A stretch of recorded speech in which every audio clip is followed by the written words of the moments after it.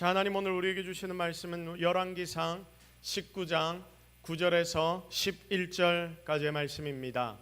열왕기상 19장 9절에서 11절까지의 말씀입니다. 구약성경 549페이지, 우리 다 같이 한 목소리로 하나님이 우리에게 주시는 하나님의 말씀을 합독합니다.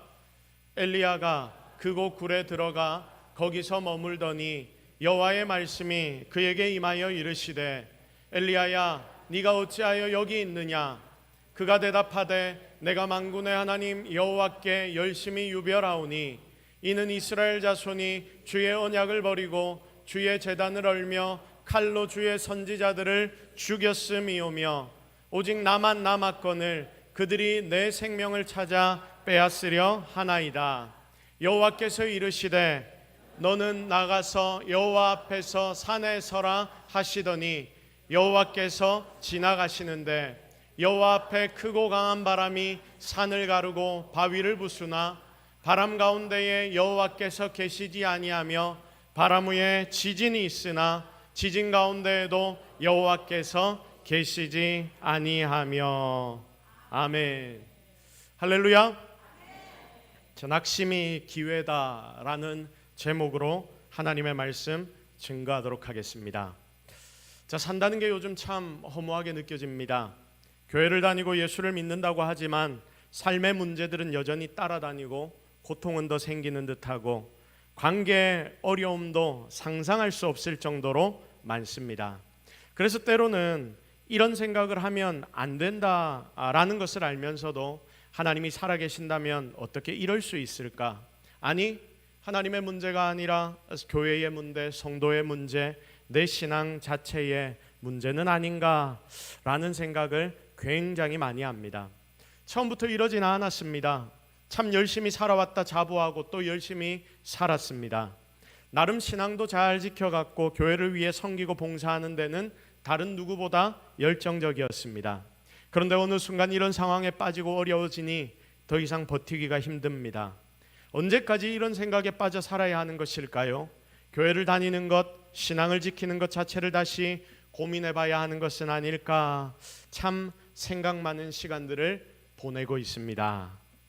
여러분, 방금 제가 여러분들에게 드린 이 내용은 제 이야기가 아니고요, 제가 얼마 전에 들어가서 읽었던 한 카페의 신앙인, 이 시대를 살아가는 신앙인의 글입니다.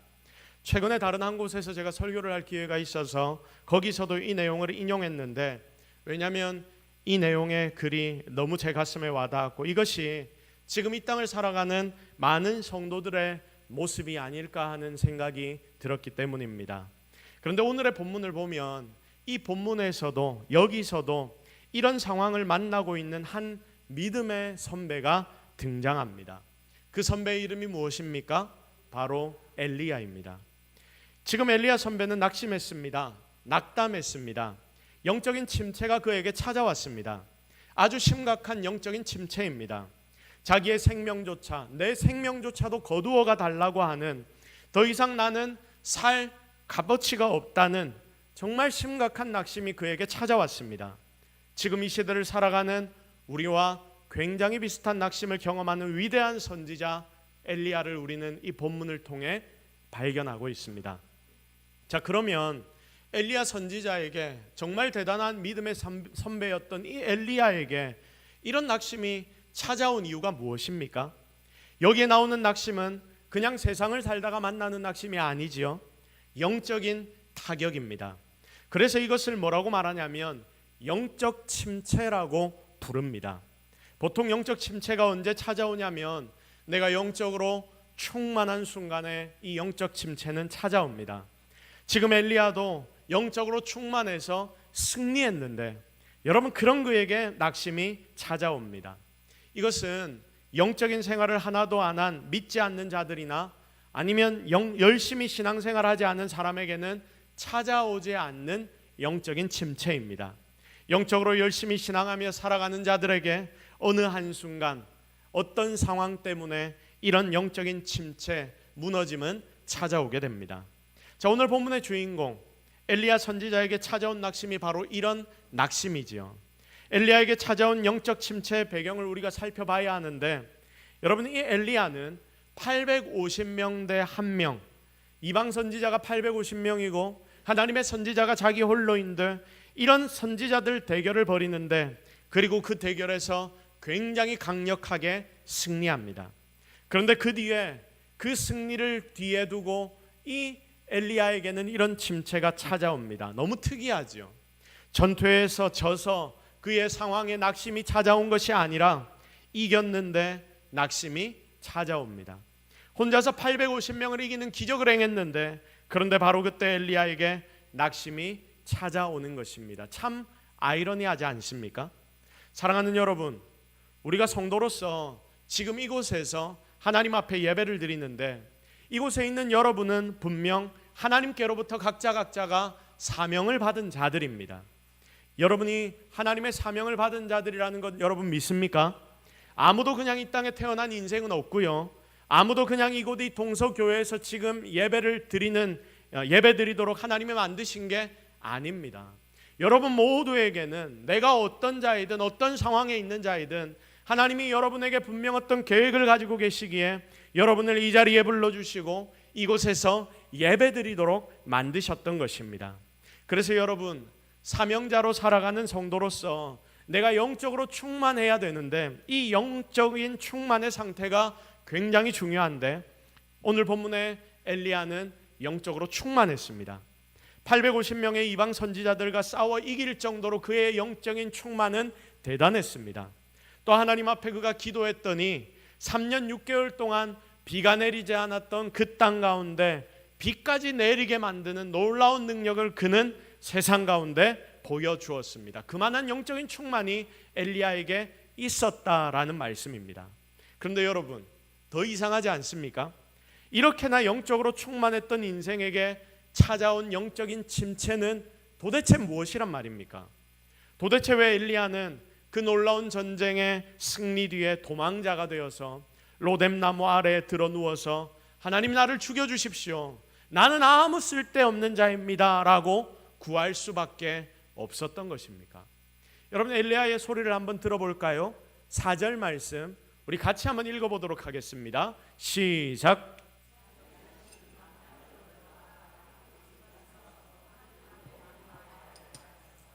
자기가 죽기를 원하여 이르되 여호와여 넉넉하오니 지금 내 생명을 거두시옵소서, 나는 내 조상들보다 낫지 못하나이다 하고.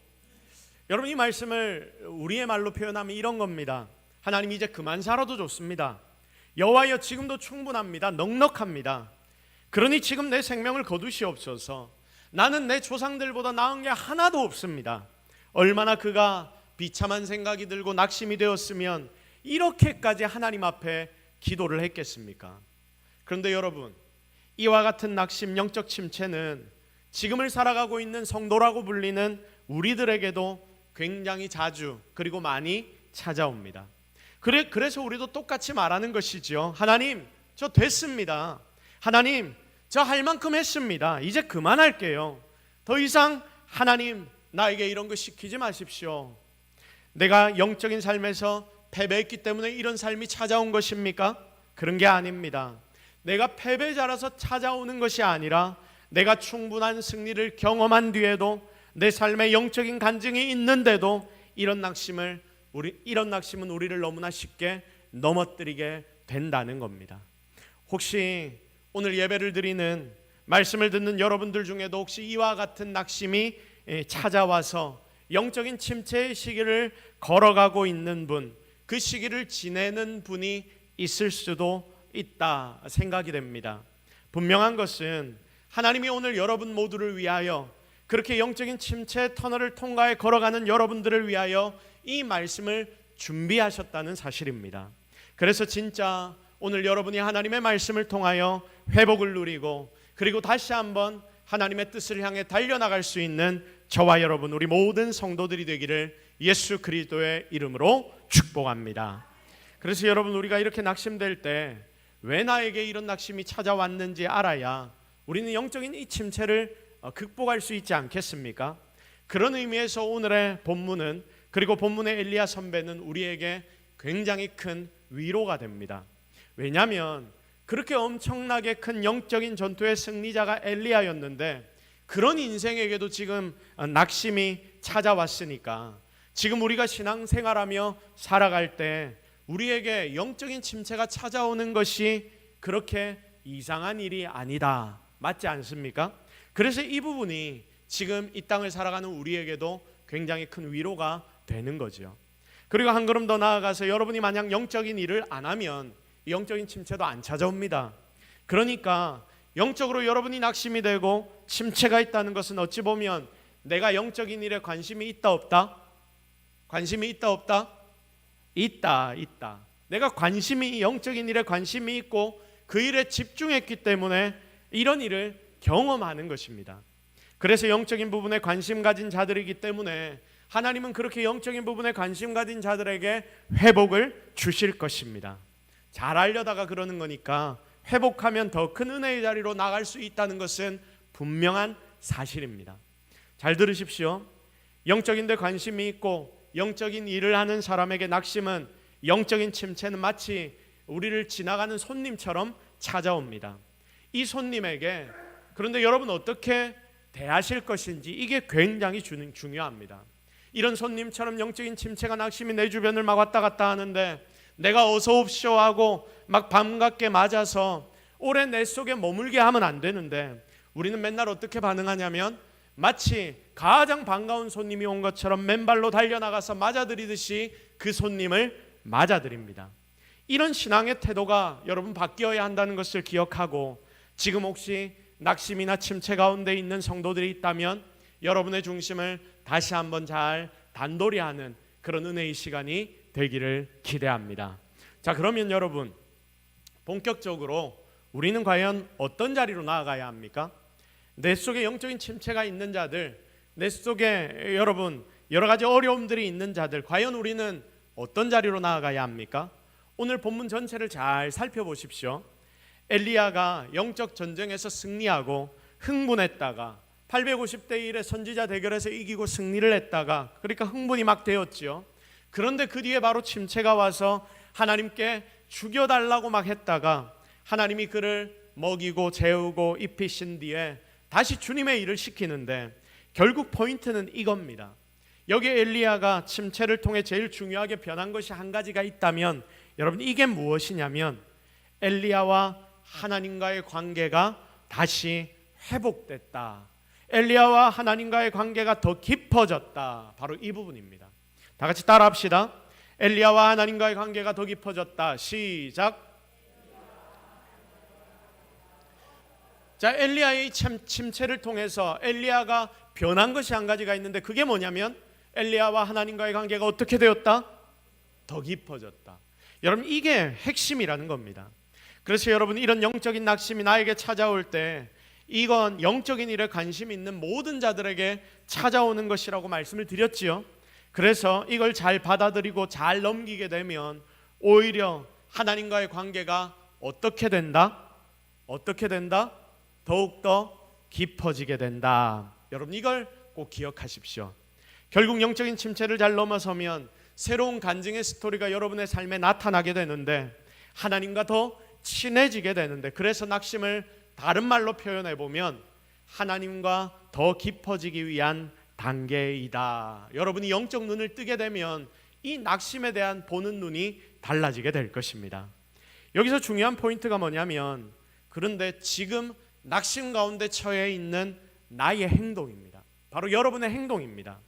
방금 말씀드린 것처럼 영적인 낙심을 통해 하나님과 더 깊어지는 자리로 한 걸음 더 나아갈 수 있다라고 말씀을 드렸는데, 보통은 우리가 무엇을 선택하냐면 이 자리를 선택해서 나가지 않고 나갈 생각을 안 하고, 아니 맨날 고집 피우고 땡깡 피우고 내 감정 내 마음대로 막 쓰다가 새로운 간증의 자리로 우리가 나아가는 것이 아니라 더 비참한 자리에 나아가 넘어지고 쓰러지는 자리를 내가 선택해서 들어가더라. 바로 이겁니다. 여러분 이건 정말 잘 선택하고 여러분들이 결단해야 하는 문제입니다. 다 같이 따라합시다. 결단해야 한다. 시작. 결단해야 한다. 여러분의 삶에 낙심이 찾아오고 영적인 침체가 찾아올 때 분명히 있거든요. 왜냐하면 살아있는 자들에게는 누구나 다, 영적으로 살아있는 자들에게는 누구나 다 경험하는 것이 이런 일이기 때문입니다. 바로 이런 일이 찾아올 때 여러분이 어떤 선택을 하고 어떤 결단을 하느냐, 여러분 이게 굉장히 중요합니다. 자, 그래서 여러분이 이런 자리, 하나님이 원하시는 자리, 하나님을 더 깊이 만나는 자리로 여러분이 다들 들어가기를 기대합니다.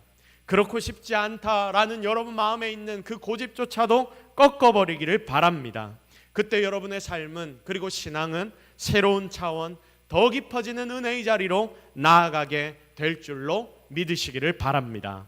자, 그럼 좀 더 구체적으로 내가 영적인 이런 낙심에 빠지는 이유, 내가 영적인 낙심에 들어가는 원인에 대해서 우리 조금 살펴보도록 하겠습니다. 그리고 내 속에 이런 부분들을 오늘 제대로 제거하는 시간도 함께 가져보도록 하겠습니다. 자, 오늘 본문의 엘리야 이야기를 한번 다시 봅시다. 처음부터 여러 번 설명을 드렸지만 850대 1의 이방인 선지자 전투를 했고 지금 엘리야는 거기서 승리했습니다. 그렇게 승리한 뒤에 그는 무너집니다. 로뎀나무 아래 광야길 깊은 곳으로 들어가서 그는 결국 로뎀나무 아래까지 가서 이렇게 하나님 앞에 드러누워서 이야기를 합니다. 하나님, 이제 저 충분합니다. 더 이상 내가 할 수 있는 건 없습니다. 내가 잘하려고 노력도 했는데 시간이 아무리 지나도 내 주변에 바뀌어지는 것은 없고, 그러니까 모든 것이 다 쓸데없는 것처럼 느껴집니다. 나 여기 더 이상 있을 이유가 없습니다. 그러니 이제는 내가 여기에 있을 이유도 없고 필요도 없으니 나의 생명 하나님이 거두어가 주옵소서. 이게 바로 지금 엘리야의 상황 아닙니까? 그런데 여러분, 우리는 여기서 오늘 본질을 살펴야 하는데 잘 보십시오. 정말 재밌습니다. 엘리야는 지금 놀라운 승리를 거뒀습니까? 안 거뒀습니까? 자, 다시 한번 질문 드릴게요. 엘리야는 지금 놀라운 승리를 거뒀습니까? 안 거뒀습니까? 거뒀지요. 여러분, 엘리야는 승리했습니다. 기적을 체험했습니다. 엘리야는 이겼습니다. 그것도 보통 승리가 아닙니다. 뭐 18대 1 이런 게 아니고 850대 1의 승리를 경험했습니다. 이건 이스라엘 백성 모두가 지금 아는 상황입니다. 그런데 지금 엘리야의 고백을 보면 자기가 이제까지 쓸데없는 짓을 했다라고 말하고 있습니다. 왜 그가 이렇게 생각합니까? 그에게는 지금 놀라운 승리가 눈앞에 있는데 왜 그는 이렇게 생각합니까? 자기가 이렇게 놀라운 승리를 경험했는데 왜 자신을 패배자로 여기냐라는 질문입니다. 사실 오늘 본문의 핵심이 바로 여기에 있습니다. 잘 보십시오. 사람들이 다 보는 객관적인 사실이 뭐냐면, 팩트가 뭐냐면 승리입니까? 패배입니까? 승리입니다. 그런데 지금 엘리야는 패배했다라고 생각합니다. 그러니까 이 말이 무슨 말이냐면, 엘리야는 팩트를 보고 있는 것입니까? 자기 마음대로 생각하고 있는 것입니까? 자기 마음대로 생각하고 있는 거죠. 한마디로 이거예요. 자기의 생각에만 빠져 있는 겁니다. 자기 생각, 주관적인 자기의 생각에만 사로잡혀 있는 것이 바로 현재 엘리야의 모습입니다. 그러니까 내가 실패했구나라고 느끼는 거예요. 그러면 왜 그는 이렇게 놀라운 승리 이후에 이런 생각에 빠지게 되는 것입니까? 엘리야의 머릿속에는 자기 나름대로의 계획이 있었거든요. 내가 이 선지자 대결에서 놀라운 기적, 하나님이 주신 기적으로 이기게만 된다면, 하나님이 나를 이기게만 해주신다면 아마 모든 일들은 이렇게 돌아가게 될 거야. 내가 승리를 하면 아합 왕이 이제는 하나님 앞에 돌아올 수 있을 거야. 아니, 그렇게까지 당장 변화가 나타나지 않는다 하더라도 아합과 이세벨이 하나님을 믿는 자들을 잡아 죽이는 일은 이제 조금 줄어들 거야. 왜냐하면 아합과 이세벨이 하나님을 조금 더 두려워하겠지. 아니, 하나님의 선지자인 나를 두려워하게 되겠지. 그런데 여러분, 현실에서는 어떤 일이 벌어집니까? 엘리야의 생각과는 전혀 다르게 이 모든 현실들이 돌아가기 시작합니다. 850대 1의 전쟁에서 내가 이겼는데도 불구하고 자기의 생각은 이제 이세벨이 조금 풀이 죽겠지라고 생각했는데 오히려 이세벨이 도끼를 딱 세우고 자기를 죽이려고 더 노력하는 것입니다. 어디서 내 선지자들을 다 죽여놓고 잘했다고 얼굴을 들이밀어 엘리야를 보이면 죽이게, 엘리야 잡아와. 내 생각과는 전혀 다른 반응, 현실이 눈앞에 펼쳐집니다. 여기서 한번 현실만 뽑아내 봅시다. 다시 한번 하나님이 이 전투를 통해서 하나님의 살아계심을 보여주셨습니다. 이게 현실입니다. 850대 1의 전쟁에서 승리하도록 하나님이 만들어 주셨습니다. 또 3년 반 동안 안 온 비를 엘리야가 기도해서 그 비까지 오게 만들어 주셨습니다. 가뭄까지 해결시켜 주셨습니다. 여러분, 기적이 한두 개가 아닙니다. 그런데 여러분, 아무리 현실이 놀랍고 위대하다 하더라도 현재 엘리야에게는 이게 중요합니까? 중요하지 않습니까? 중요하지 않습니다. 엘리야에게 지금 중요한 게 무엇이냐면 하나님의 능력이 아니고 지금 현재 이 순간 여기에 나타난 팩트가 중요한 게 아니라 엘리야가 개인적으로 자기의 머릿속에 생각한 내가 원하는 상황이 이루어졌는가 이루어지지 않았는가, 이것만이 중요하다, 그 말입니다. 여러분, 이해가 되십니까? 엘리야가 왜 넘어졌는지 아시겠습니까? 엘리야가 생각한 상황이 벌어졌습니까? 안 벌어졌습니까? 벌어지지 않았다. 그러니 그는 내가 아무리 일을 해도 아무것도 되지 않았다라고 생각하는 거죠. 결국 이게 이유입니다. 이때 어떤 일이 벌어지냐면 영적인 침체가 사람에게 찾아오더라고요. 사랑하는 성도 여러분, 우리의 삶을 잘 보면 왜 내 삶에 영적인 낙심이 오는가 고민을 잘 해보면, 이걸 돌아보면 거의 이런 상황 때문이더라고요. 나를 영적 침체로 빠지게 만드는 일은 하나님이 역사하지 않으셨기 때문이 아니라 내가 원하는 대로 일이 돌아가지 않았기 때문에, 이것이 많은 경우 우리의 낙심의 근본 이유가 되는 것입니다.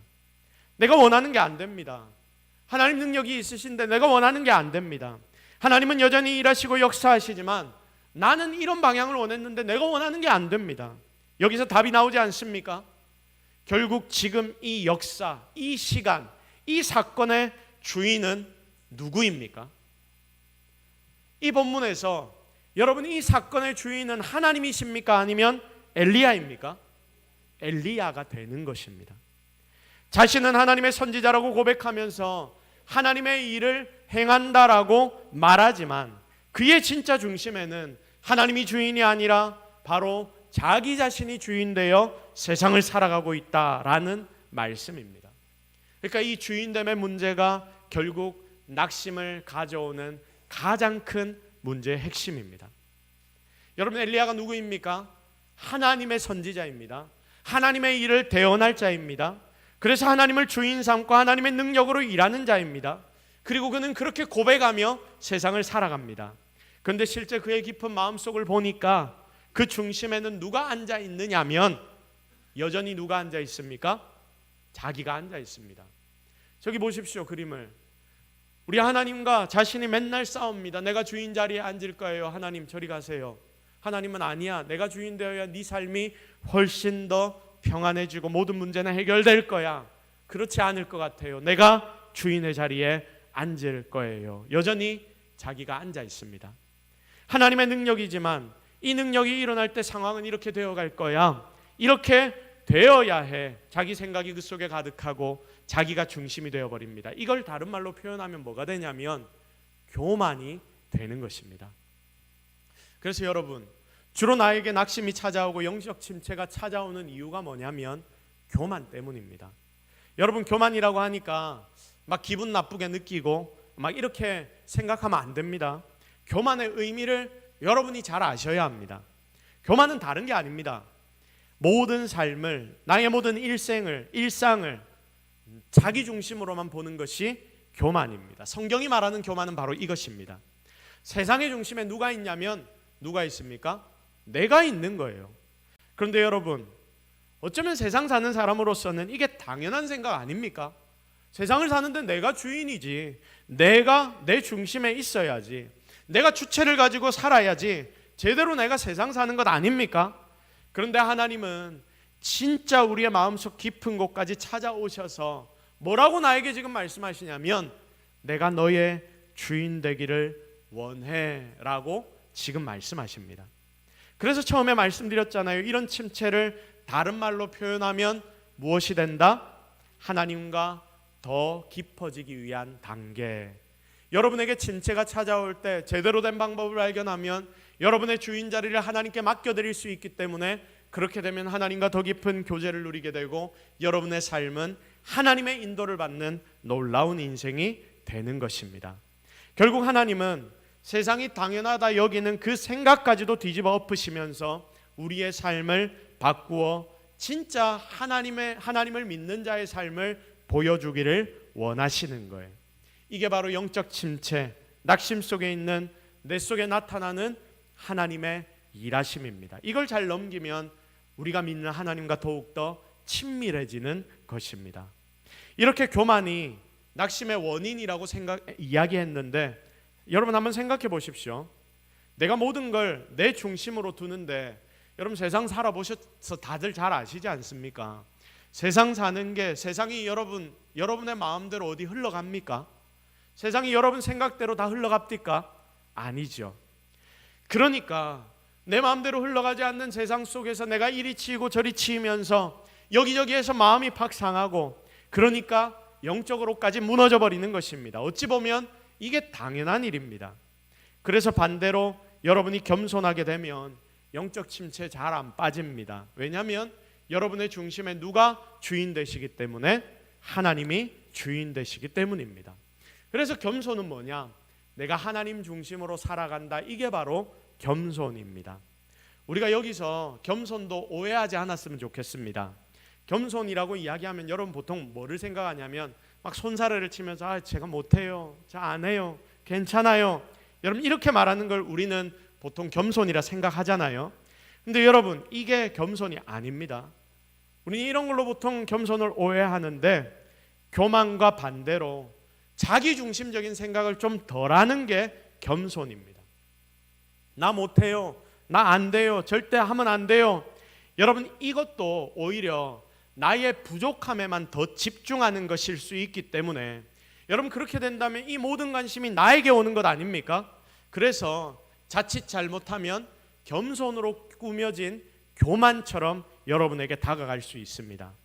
예를 들어서 나는 이거밖에 안 돼서 이거 도저히 못하겠습니다. 하나님이 여러분에게 일을 맡겨주시는데도 불구하고 끝까지 자기 고집을 피우면서 저는 능력이 없어서 안 돼요 라고 말하는 것, 여러분 이것도 따져보면 뭡니까? 겸손입니까? 교만입니까? 교만입니다. 그러므로 사랑하는 성도 여러분, 오늘 이 시간에 제대로 된 겸손을 여러분의 중심에 새겨넣기를 바랍니다. 교만이 무엇이다? 여러분 교만이 뭡니까? 모든 것을 누구 중심으로 생각하는 것? 내 중심으로 생각하는 거다. 다른 사람과의 관계도 마찬가지입니다. 그 관계에서도 모든 것을 내 중심으로 생각하면 문제가 생기지 않습니까? 하나님과의 관계에서도 마찬가지입니다. 모든 것을 내 중심으로 생각하면 거기에서 문제가 생깁니다. 그러면 겸손은 무엇이다? 내 생각을 덜하는 것, 내려놓는 것이다. 여러분 이게 제대로 될 때에 진짜 여러분의 삶의 낙심과 영적 침체는 굉장히 줄어들게 된다는 것을 꼭 기억하시기를 바랍니다. 오늘의 본문을 한번 보실까요? 여기 찾아온 엘리야의 낙심. 엘리야는 지금 자기 생각에 완전히 함몰되어 있습니다. 이방 선지자들에게 이거 확실합니다. 그런데 자기가 중심이 되니까 이 기적을 경험해 놓고 난 뒤에도 뒤에 나타난 그 뒤의 결과가 결국은 자기 마음에 안 드는 거예요. 우리도 살면서 내 삶에 일어나는 일들 중에 하나님이 하신 일만 찾고 집중하는 게 아니라 내 생각, 나의 상황에 더 집중합니다. 그러니까 우리가 힘들고 어려울 때 어떻게 되냐면 나의 비참함에 더 집중하기 시작하는 것입니다. 예를 하나 들어보겠습니다. 한 성도가 있습니다.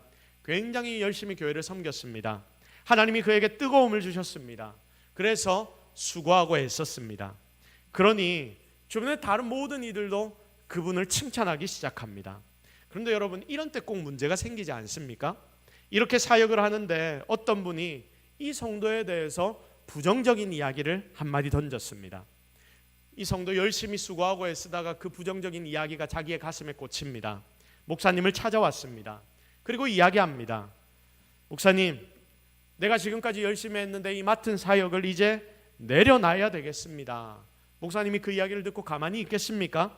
왜 그래요? 왜 그럽니까? 이렇게 질문을 했습니다. 그러니까 이렇게 대답을 합니다. 제가 이 일을 열심히 하다가 이 일 때문에 안 좋은 이야기를 들어서 그렇습니다. 그래서 다시 목사님이 묻습니다. 누가 그런 이야기를 하던가요? 아니, 그런 소리를 하는 사람이 몇이나 되던가요? 이렇게 대답합니다. 저는 한 명에게 들었습니다. 여러분, 이게 우리 삶에 흔히 나타나는 열심히 섬기다가 넘어지는 그런 성도의 모습인데, 여러분, 칭찬하는 사람이 많습니까? 안 좋은 소리 하는 사람이 많습니까? 칭찬하는 사람이 많습니까? 안 좋은 소리 하는 사람이 많습니까? 비교도 안 될 정도로 칭찬하는 사람이 많은 거 아닙니까? 이상한 소리 하는 사람은 한 사람밖에 없어요. 그런데 이 한 명의 이야기가 내 귀에 딱 들려왔다고 나의 모든 사역을 내려놓는다고요? 이상하지 않습니까? 제 주변에 있는 목사님께 이야기를 들은 내용입니다. 여러분 한번 보십시오. 사실이 뭡니까?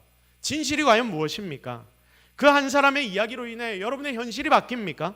아니면 이 성도의 감정에 지금 문제가 생긴 것입니까?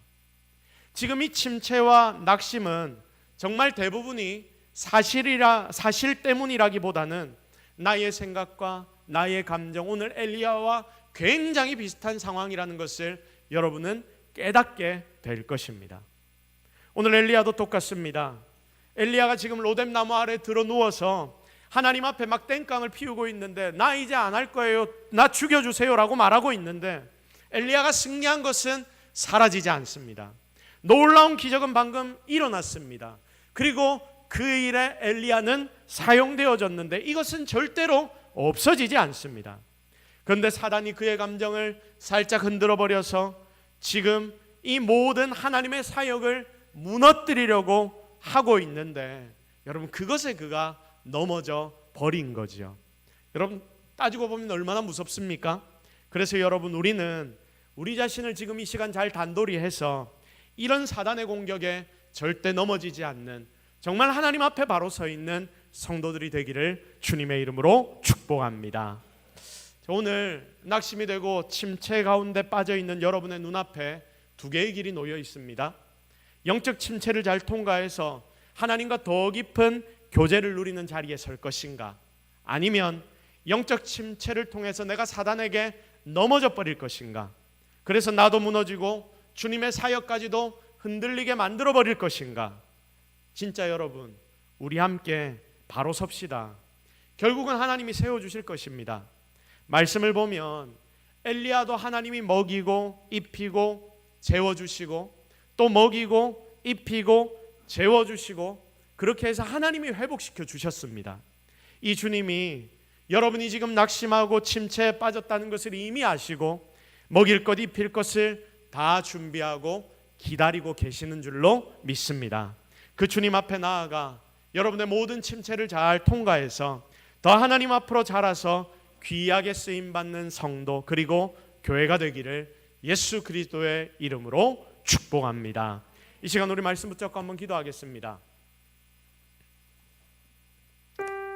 하나님, 오늘 우리가 하나님의 말씀을 통해서 주의 음성을 들었습니다. 내 삶의 어려움과 아픔이 닥칠 때에 나는 항상 내 감정, 나의 생각에 초점을 맞추는데, 하나님, 내가 정말 하나님 바라보게 하옵소서. 현재 내 상황 가운데 있는 이 팩트 현실 가운데 내가 현실 감각이 더욱더 생기게 하여 주옵소서. 주님만 의지하여 이 모든 아픔에서 일어나 승리하는 자리로 나아가게 하옵소서. 여러분, 우리 이 제목을 놓고 여러분 마음에 있는 여러 가지 모든 것들 내려놓고 주님 앞에 기도하며 나아가도록 하겠습니다. 같이 기도합시다. 하나님, 오늘 우리가 하나님 앞에 나왔으니 여러 가지 고민과 생각들 다 주님 앞에 올려드립니다. 하나님, 우리의 삶을 이끄시는 분은 하나님이십니다. 하나님이 우리에게 분명 은혜를 주시는데 우리는 그 은혜 기대하지 않고 내 마음대로 살아가려고 노력합니다. 하나님, 용서하여 주시고 이 시간 침체된 우리의 영혼 가운데 하나님의 활력을 부어 주옵소서. 살아계신 하나님만 의지하게 하옵소서. 살아계신 하나님만 바라보게 하옵소서. 주님만이 우리의 진정한 주인 되게 하여 주시옵소서. 그리하여 우리의 모든 인생 가운데 가장 강력한 능력이 하나님께 있다는 것을 깨닫게 하여 주옵소서. 하나님, 오늘 우리에게 주님이 주신 음성을 우리가 깊이 묵상하기를 원합니다.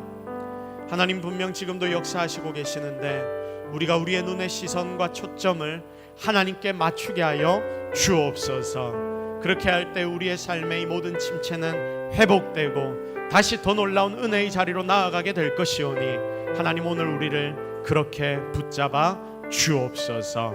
모든 것 다 하나님 은혜인 줄로 믿사옵고 예수 그리스도의 이름으로 기도드립니다. 아멘.